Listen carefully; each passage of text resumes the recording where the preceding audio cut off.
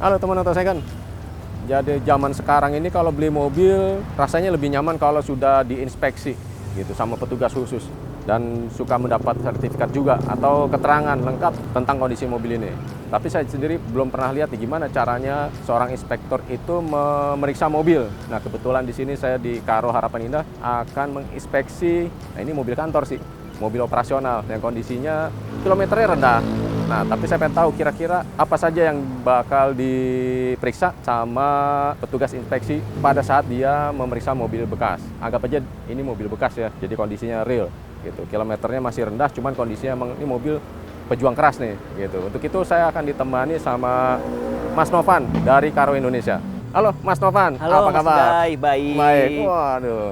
Nah, saya mau minta tolong ini dong. Apa tuh? Ini diperiksa nih ini mobil kantor sih, tapi kita mau periksa kira-kira apa sih yang dilakukan Mas Novan kalau ketemu mobil bekas Oh, baik. untuk dijual ceritanya gitu. Nah, kira-kira langkah pertamanya apa nih kalau ketemu mobil ini dibawa sama customer? Untuk langkah pertama yang kita harus lakukan adalah kita cek kondisi mobil dulu. Pertama, kita lihat dari sekeliling bodi.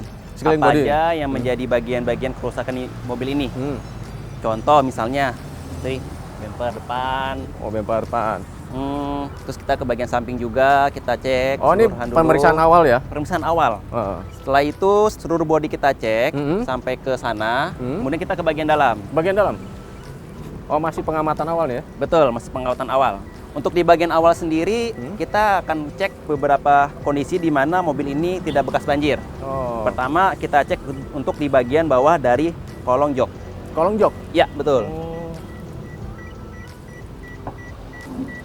Kita cek untuk bagian kolong jok, apakah ada indikasi karat yang sehingga mobil ini Kelihatan bekas banjir gitu? kelihatan bekas banjir, betul. Oh, di lantainya ya? Betul. Di decknya itu? Di lantai bagian bawah setir dan juga di kolong jok.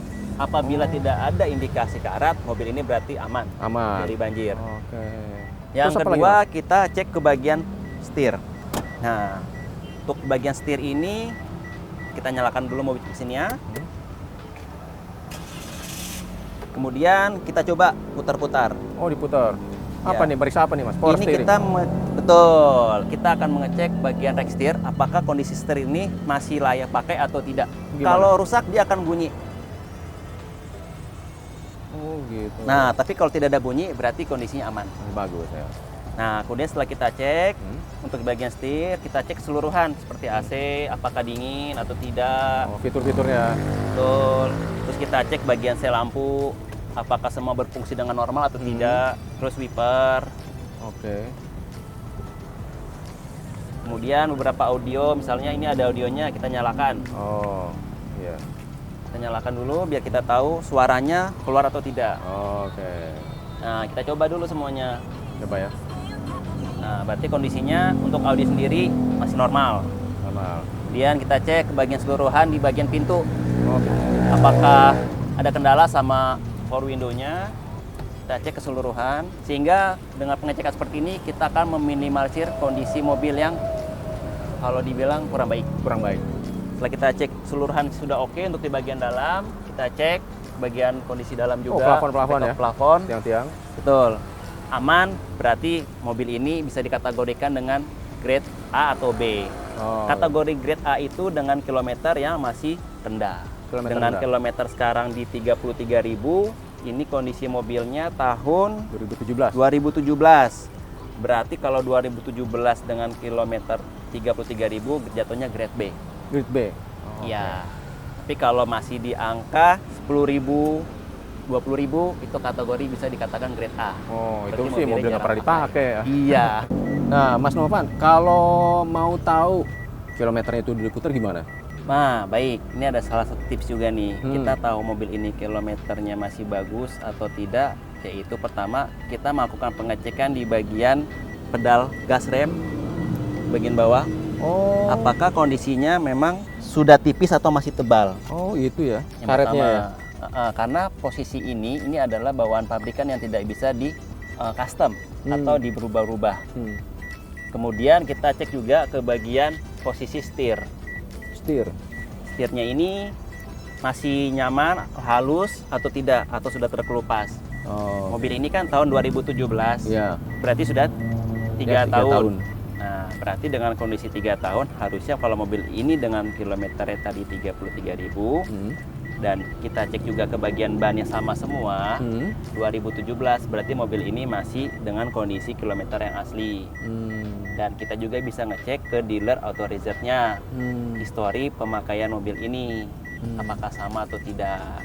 Nah, itu salah satu tips untuk kita tahu mobil ini kilometernya asli atau tidak. Kalau ngecek dealer bayar lagi dong? Kalau untuk dealer memang kita harus mengeluarkan kocek sedikit, tapi kita lebih aman.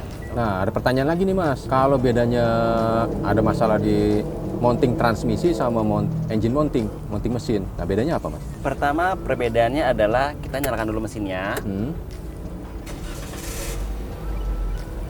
Apabila mesinnya mengalami getaran tinggi sampai ke area setir, berarti salah satu mobil itu mengalami yang namanya engine mounting atau mobilnya bermasalah. Oh, di engine mounting. Di engine mounting.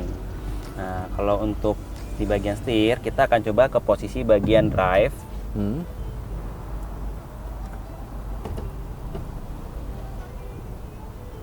Kita ada hentakan atau tidak. Nah, jadi kalau misalnya pada saat kita sudah posisi D tapi dia menghentak atau ada tekanan yang tidak sesuai seperti mobil layaknya pakai, itu akan mengindikasikan mobil ini mengalami mounting transmisi. Oh, ada masalah di mountingnya. Betul. Tapi mirip-mirip sama transmisi dong ya? Memang mirip-mirip. Oh, gitu. Makanya nanti kita akan cek kembali untuk kondisi si bagian transmisi dan juga bagian si engine. Apakah sesuai dengan ekspektasi kita mengenai kendalanya atau tidak. Jadi bisa jadi kita udah menduga ini masalah transmisi, ternyata mountingnya aja. Mountingnya aja. Oh, iya, iya.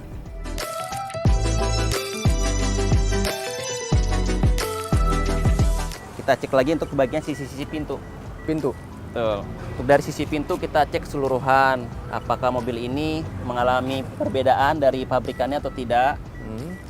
Sehingga kita tahu mobil ini apakah pernah eksiden atau tidak. Kemudian kita tuh ke bagian depan dulu. Depan nih. Oh, ke depan nih Mas. Betul. Diperiksa apa Mas di depan? Mas? Untuk di bagian depan kita akan cek bagian sisi-sisi pintu seperti contoh baut kap. Oh, baut. Apakah pernah memang diganti atau tidak. Terus kita cek di bagian sealernya. Apakah masih ada atau tidak dan kondisinya seperti apa. Yang empuk-empuk itu ya? Betul. Seandainya memang mobil ini mengalami perbedaan baut atau memang sealer nggak ada, berarti mobil ini pernah ada pergantian. Nah, kemudian kita cek untuk di bagian di sisi apron, terus tulang-tulangnya apakah presisi atau tidak. Terus member atasnya. Jadi apabila mobil ini mengalami aksiden depan, dia akan terlihat di bagian sudut-sudut bagian tiang support atau cross member ini tidak presisi. Oh, gitu. Betul. Tiang-tiangnya ya. Sehingga jadi kalau ini aman lah ya. Betul. Kita tahu kondisi mobil ini layak pakai seperti apa. Kalau misalnya dengan kondisi yang masih seperti ini berarti masih good condition. Good condition. Ya. Cuman buluk aja kan? Iya, hanya tinggal dipoles. Dipoles ya. Terus apa lagi Mas? Jadi setelah kita lihat sisi depan, setelah kita juga tadi coba lampu beberapa semuanya berfungsi dengan baik, kita ke bagian samping. Samping? Oh, muter lagi nih. Muter lagi. Lihat apa di samping Mas? Di samping kita akan cek ban juga. Oh, kondisi ban. Apakah masih layak pakai atau tidak. Kondisinya seperti ini berarti masih oke. Tidak ada kendala, kondisi bannya juga masih tebal sehingga masih layak pakai. Berarti nggak perlu diganti dulu ya? Nggak perlu diganti. Kalau pelek gimana? Misalnya ada baret-baret kayak gitu? Oh iya, kalau untuk pelek kita harus cek juga ada beberapa pelek yang memang bisa di repaint atau tidak. Oh gitu? Betul, kalau kondisi pelek-pelek seperti ini biasanya agak sulit karena perbedaan warnanya yang signifikan untuk tone color. Tapi kalau yang masih single itu bisa. Nah, kalau misalnya ada baret berarti mengurangi nilai aja ya? Betul, mengurangi nilai aja sedikit. Dibenerinnya susah? Kalau untuk yang seperti ini dibenari memang agak susah. Yang baret di bagian kecuali memang kita mau perubahan warna. Oh. Iya. Kita juga tadi sudah cek ke bagian spion. Apakah memang spionnya masih bagus atau tidak di bagian sennya. Terus kita cek ke bagian samping juga sisi-sisinya. Kita cek kembali. Oh, pintu ya.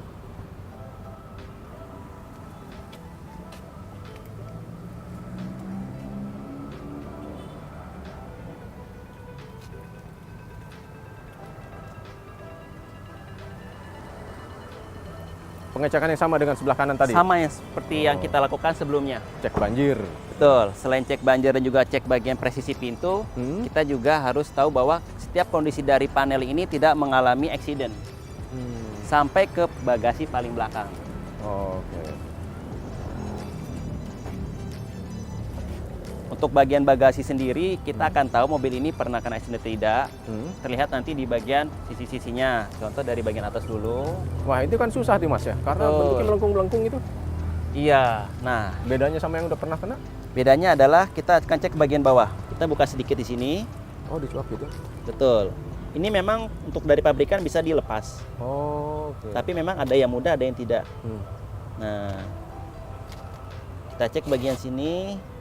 Kalau untuk dikategorikan memang dia mengalami accident, pasti di bagian belakang sini agak keriting. Wah, ini udah keriting nih.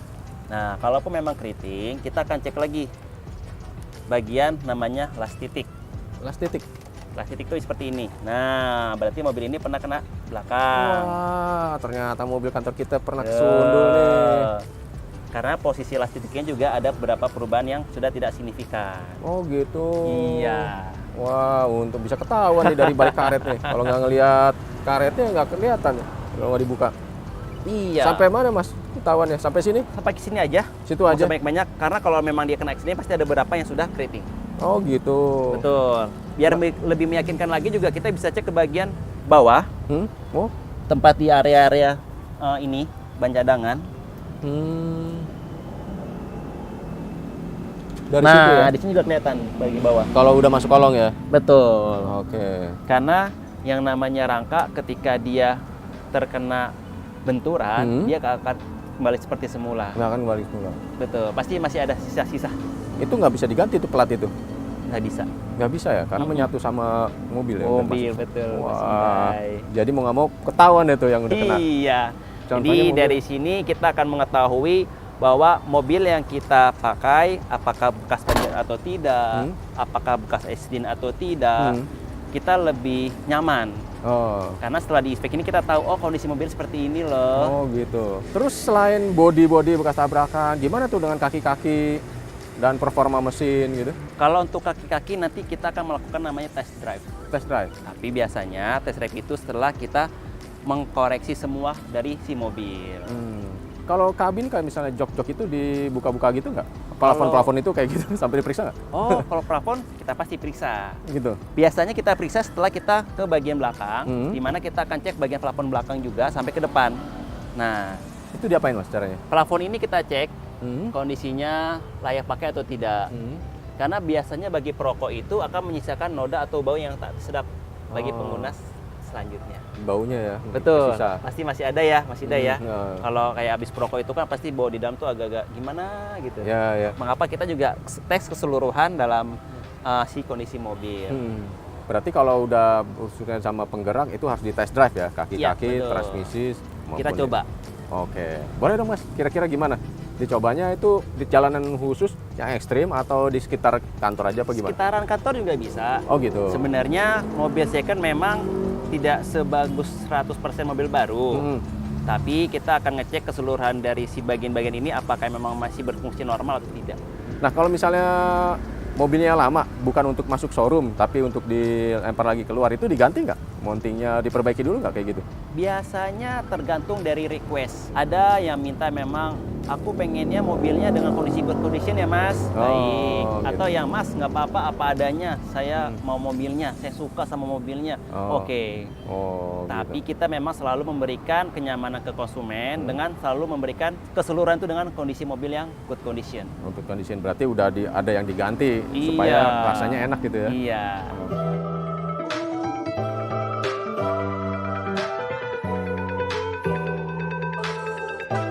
Wah, terima kasih banyak nih Mas Novan Sama-sama, informasinya. Mas Idai. Wah, jadi saya baru tahu nih ternyata mobil ini pernah kesundul. Ya, setelah kita inspeksi Setelah ya. diinspeksi. Nah, demikian tadi teman-teman, kita mengikuti bagaimana seorang inspektor ya. Betul. Ini profesi baru inspektor memeriksa mobil yang akan dijual. Terima kasih banyak sekali lagi Mas Novan. Sama-sama Mas Idai. Dan teman-teman, demikian tadi. Sampai jumpa di liputan selanjutnya.